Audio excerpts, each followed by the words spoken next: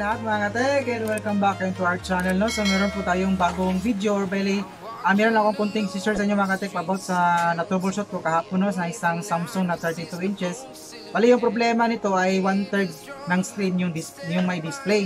Tapos yung 3/4 wala siyang display, no? So makita nyo ulit sa ating thumbnails yung title natin sa ating video sa araw na ito.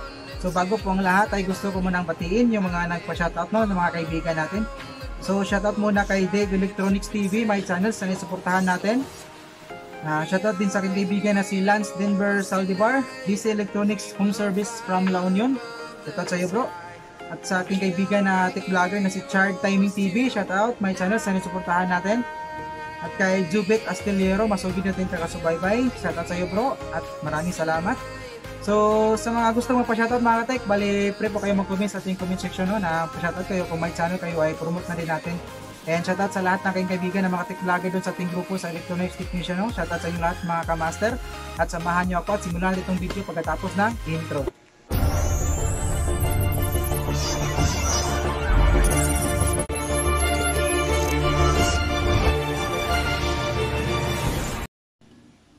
Ayan, no. So bali ito pala yung ginawa natin na gusto kong i-share sa inyo mga katek, no, kasi yung problema nito 1/3 lang yung display. Dito banda lang yung may display, no, tapos yung bandang itaas ay meron siyang vertical bars tapos wala siyang display. So ito na, babalikan ko lang at inanarate ko lang yung ginawa ko dito kasi na-troubleshoot ko na to. Gusto ko lang i-share kung ano yung na-experience ko dito para naman makatulong dun sa mga may makatagbo nating mga kaibigan na ganitong problema. So kadalasan kasi kapag ang display ay 1/3 lang or kalahati or walang display talaga, minsan mga troubleshooting na kumpleto yung source voltahe ng supply ng ating source board or T-con, tapos wala pa rin siyang display at tapos magkaroon siya ng mga vertical bars. So ibig sabihin nandito sa kanyang side ko yung problema. So sa mga ganong problema na kalahati or 1/3 yung display, sa kadalasan sa mga na-experience ko, yung BGH at saka BGL yung wala or absent dito sa ating side cup. So itong na-experience natin ito, meron siyang voltahe sa may BGH niya tapos yung BGL. So nung ginawa ko, kung meron yung BGH at BGL, siguro iba yung supply or signal na kulang sa ating my top board kaya hindi maka-display yung ating 1/3, no, yung ating 3/4 ng ating screen. So dito mga katek, gusto kong i-share sa inyo yung na-experience natin dito. So ito, bali yung number ng sandali lang, no, kasi nawala yung NT, papakita ko na lang diyan sa screen, no, yung pinout ng ating side cup na ito. Basta nasa NT tong number na ito. Papakita ko na lang dyan sa my screen, tapos yung kanyang pinout, ayan, pakitutukan na lang mga katek, no.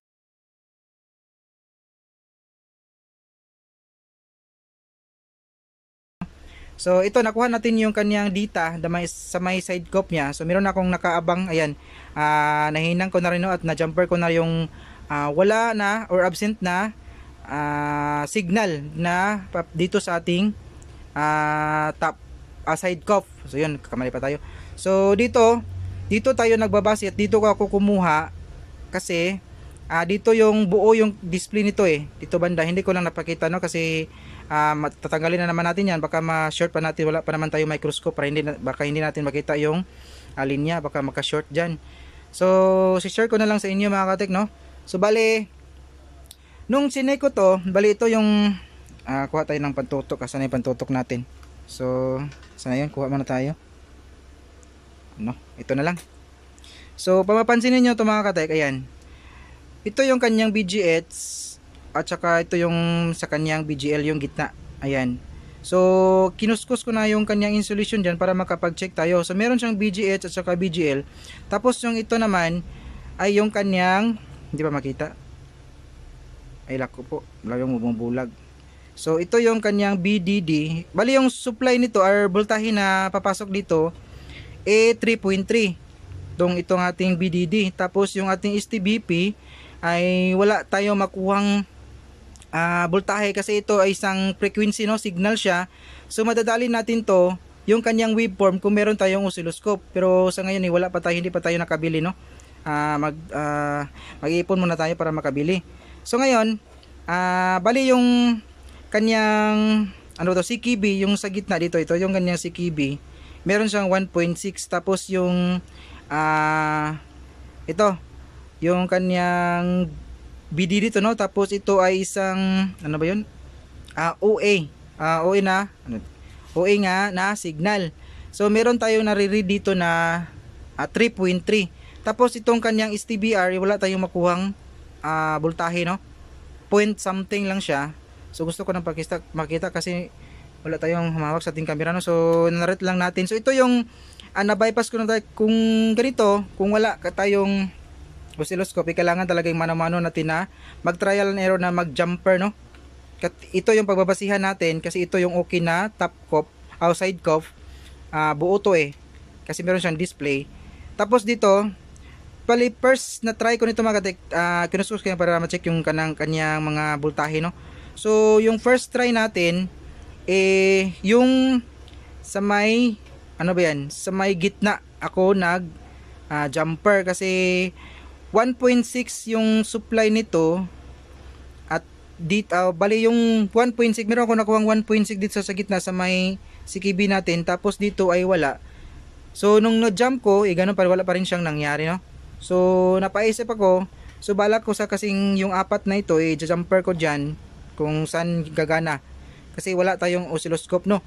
Kung meron tayong oscilloscope mga katek, mapapadali yung ating trabaho, kasi yung waveform, yung signal or frequency, yung ating i-check sa may oscilloscope kung meron ba tong waveform na pumapasok dito. Kung itong problema malamang wala tong waveform na papasok sa may STBR natin, kasi hindi siya naka-display. Tapos nung na-jumper natin, ayan, nagkakaroon na siya ng display. So sigurado yon yung kanyang STBR na frequency yung absence dito. Ayan. So dito na jumper ko na yan mga katek, no. Pasensya na kayo mati kung hindi ko na naipakita yung talagang problema nito, pero yung problema nito talaga ay yung 3-port lang yung screen na makikita natin. So dito na siya. Buti na lang doon sa second attempt natin mga katek, naisipan ko, no, yung STBR kasi wala siyang voltahe Tapos dito sa may okay na top side cup meron siyang wala din siyang voltahe, no. So nung na-jumper natin, nababasa kali lang, ayan. So nung na-jumper natin yung STBR nadali natin.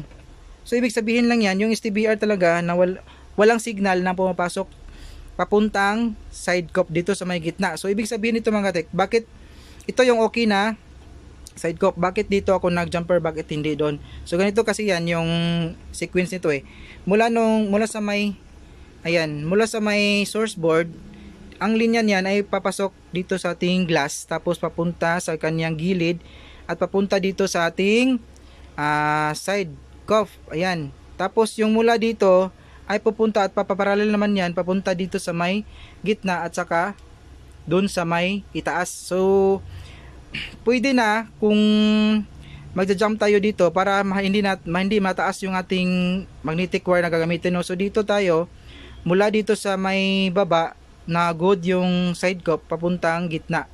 So sanay nasundan nyo ito mga katekno explain ko na, binalikan ko na yung troubleshoot ko gapon kasi gusto kong ma-share ayan. So tandaan nyo mga katek, yung STBR na signal yung ating binabypass dito sa may gitna. Ayan. So saksak na natin mga katek, no, para makita nyo yung good na yung ating display. So ayan, nakasaksak na siya. Ayun, may nakita na tayong Samsung. Ayun.